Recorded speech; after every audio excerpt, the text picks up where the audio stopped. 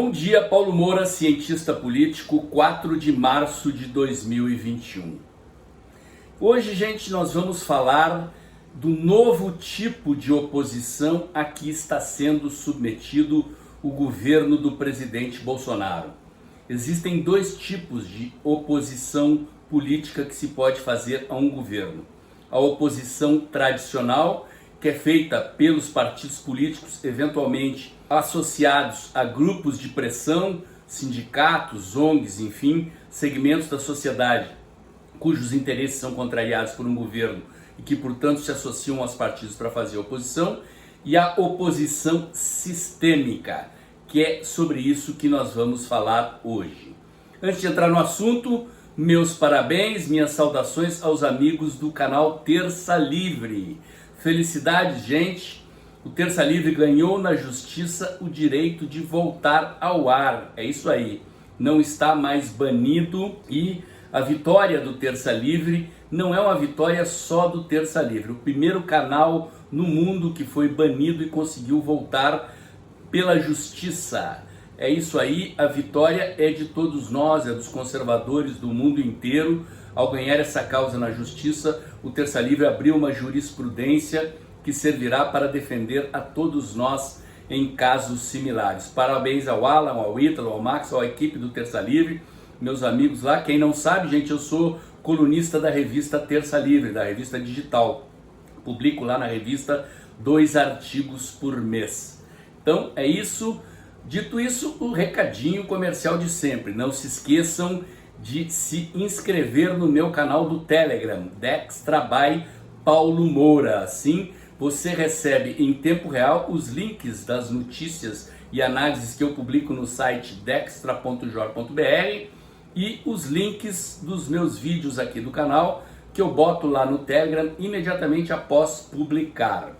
Se alguma coisa acontecer com o meu canal do YouTube, vocês estando em contato comigo no canal do Telegram, saberão imediatamente para onde eu estou indo e continuarão recebendo os meus conteúdos, ok? Mais um agradecimento ao pessoal que está contribuindo com o canal pelo Pix. Gente, o Pix foi uma mão na roda, facilitou bastante, ok?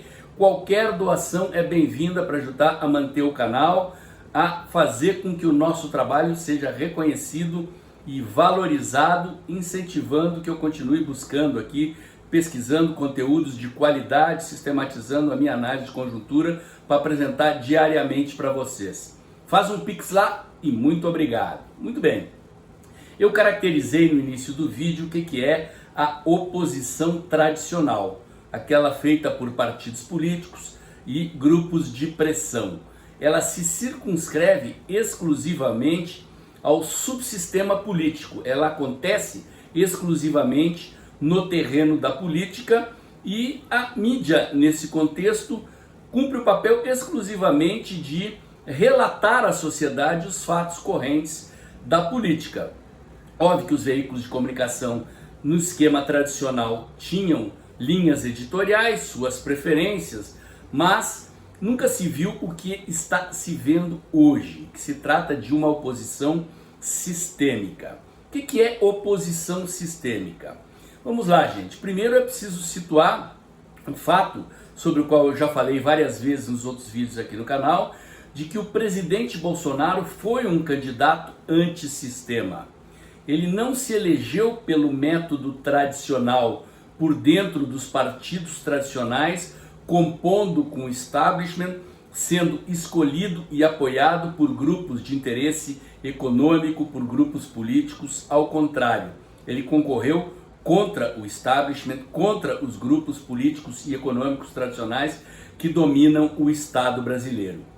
Concorreu e se elegeu se apoiando nas ruas, se apoiando em você, em mim, no apoio que nós demos para derrubar o governo da Dilma, para eleger o presidente Bolsonaro nas ruas e nas mídias sociais.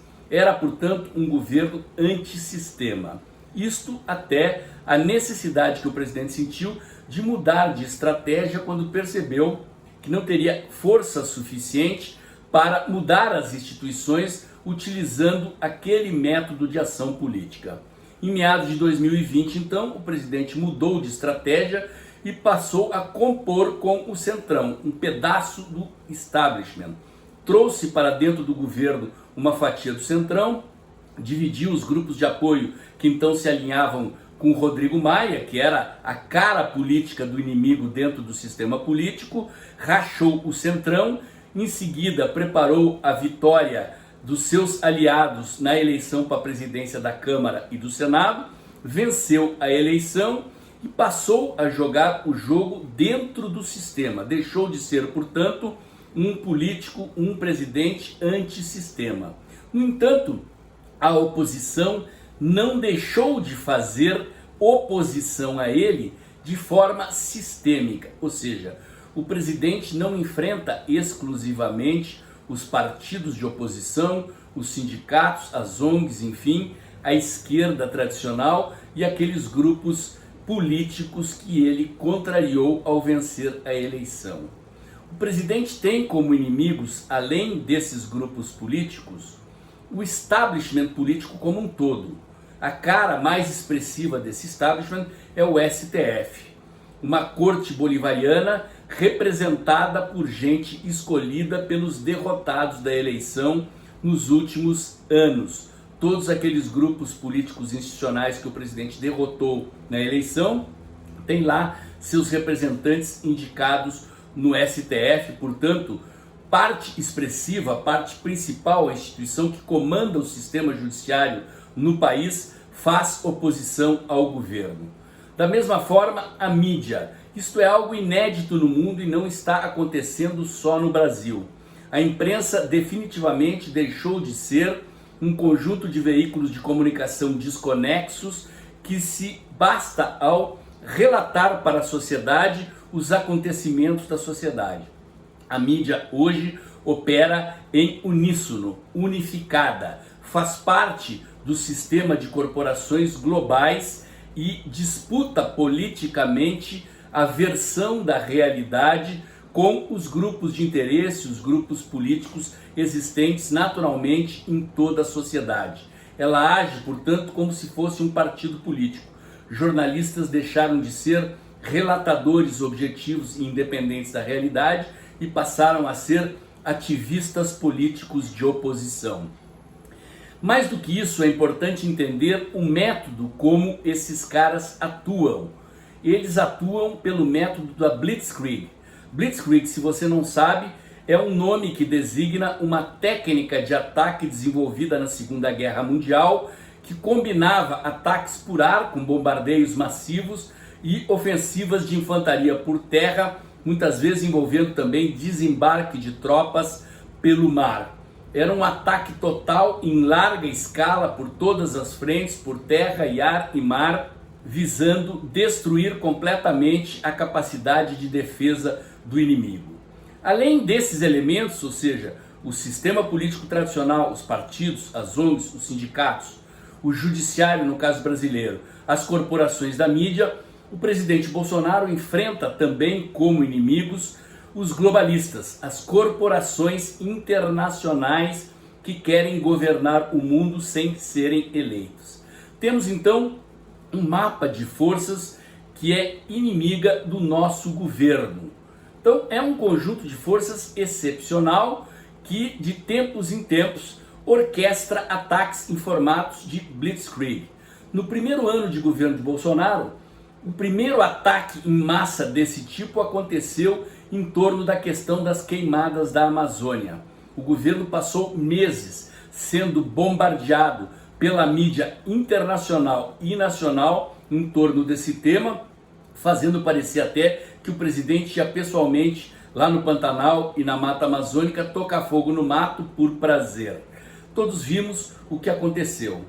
Em 2020 a pauta mudou, passou a ser a questão da pandemia, o assunto da hora que está voltando a servir de motivo para a Blitzkrieg da oposição contra o governo Bolsonaro.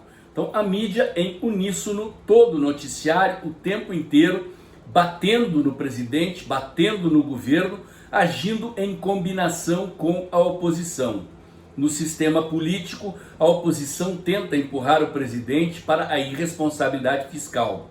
quer uma nova edição das medidas de calamidade pública para poder afundar o Brasil no déficit público, em dívidas, na volta da inflação, criando um cenário negativo para as eleições de 2022. A mídia se coaduna com esse esforço, fazendo pressão em torno da compra de vacinas, da abertura de leitos de UTI, com o dinheiro que os governadores já deveriam ter utilizado, que foi mandado no ano passado e gasto para outros fins, forçam o presidente a ter que gastar mais do seu dinheiro, do nosso dinheiro, para fazer o que governadores e prefeitos deveriam ter feito com o dinheiro que já receberam.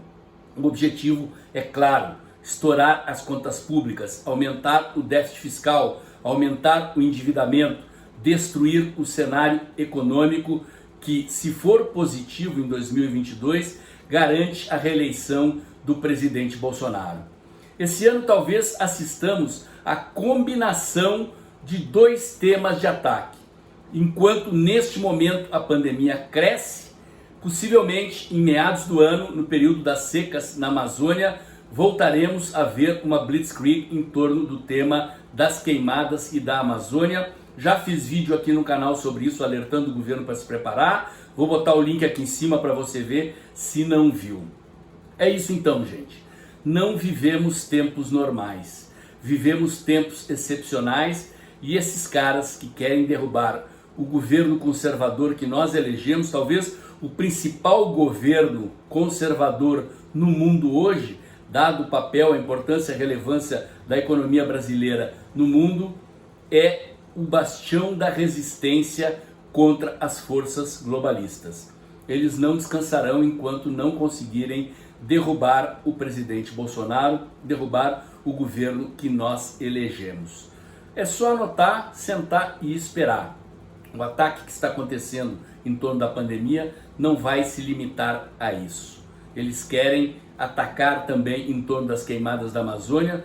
O objetivo é destruir os fundamentos da economia brasileira para criar condições para eleger um candidato deles na eleição de 2022. Já conseguiram isso em outro país. Não vou citar o nome, mas vocês sabem, né? Para não dar problema aqui no YouTube, vocês sabem do que eu estou falando, ok? O comentário de hoje era esse. Se você gostou, curte, comenta, compartilha, bota o dedãozinho lá, aperta o sininho para o YouTube avisar você que tem vídeo novo no canal, inscreva-se no meu canal do Telegram, faz um Pix aí e até amanhã.